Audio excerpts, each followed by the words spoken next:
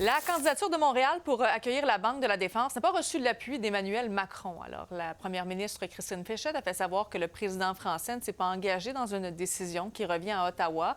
3 autres villes sont en liste, dont Toronto et Vancouver. Par ailleurs, le président Macron a dit être en mesure d'aider le Québec dans plusieurs domaines, comme de l'intelligence artificielle.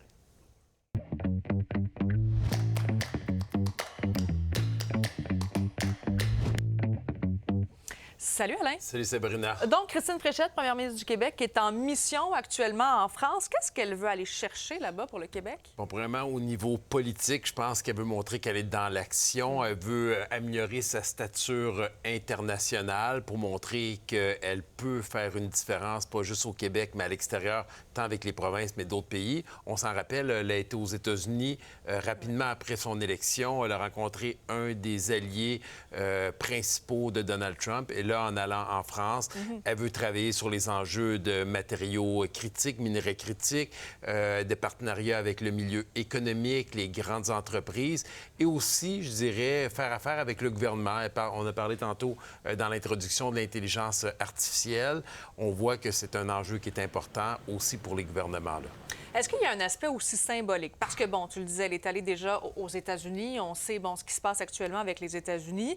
Et là, d'aller en France, on a un lien particulier aussi avec la France. C'est une bonne idée d'y aller tout de suite déjà? Oui, c'est un lien qui est très particulier. Puis en général, un président ou un premier ministre va parler avec un président ou un premier ministre d'une autre nation. Le Québec est une communauté francophone à l'intérieur des États-Unis. Il y a un lien privilégié entre la France et le Québec.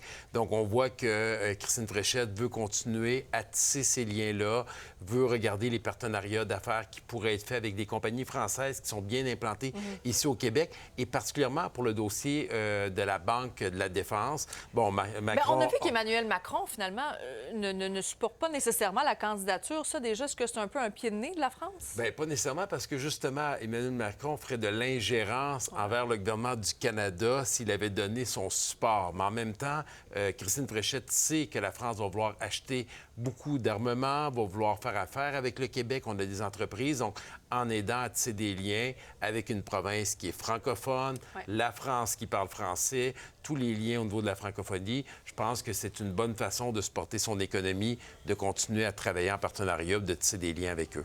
Et en même temps, j'ai envie de dire, on parlait du voyage quand même aux États-Unis de Christine Fréchette. Là, elle va en France. Vraiment, là, c'est quand même pas son premier voyage à l'étranger. Puis c'est important aussi d'en faire autant que ça dans un court laps de temps.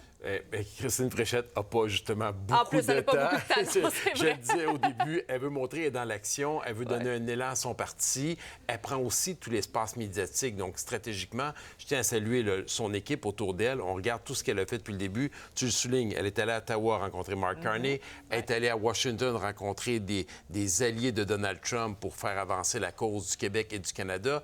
Elle se ramasse en France, elle est rentrée en chambre, elle a déposé des projets, cabinet ministériel. Donc, il n'y a personne qui ne peut pas lui reprocher de ne pas tout faire pour essayer de remonter la cote de la coalition Avenir Québec. Puis là, bien, on était à 2-3 semaines de tomber en vacances estivales. On tombe en élection, en préélection, si on veut. Donc, les machines vont se mettre en place. Et là, on n'a même pas parlé du travail qu'elle a à faire politiquement de recrutement. Donc, je pense qu'elle veut vraiment montrer qu'elle a la stature d'une première ministre. C'est juste qu'on termine peut-être en montrant ces images-là. C'est-à-dire qu'aujourd'hui, la première ministre a donné un chandail du Canadien de Montréal à Emmanuel Macron. Donc, Texier, bien sûr, qui est un Français qui vient de Grenoble. Exactement. Elle aurait peut-être pu emmener un chandail de la victoire. Ça aurait pu être très intéressant. Les 2 chandails. Les 2 chandails. Come on. Merci beaucoup, Alain. Bonne journée.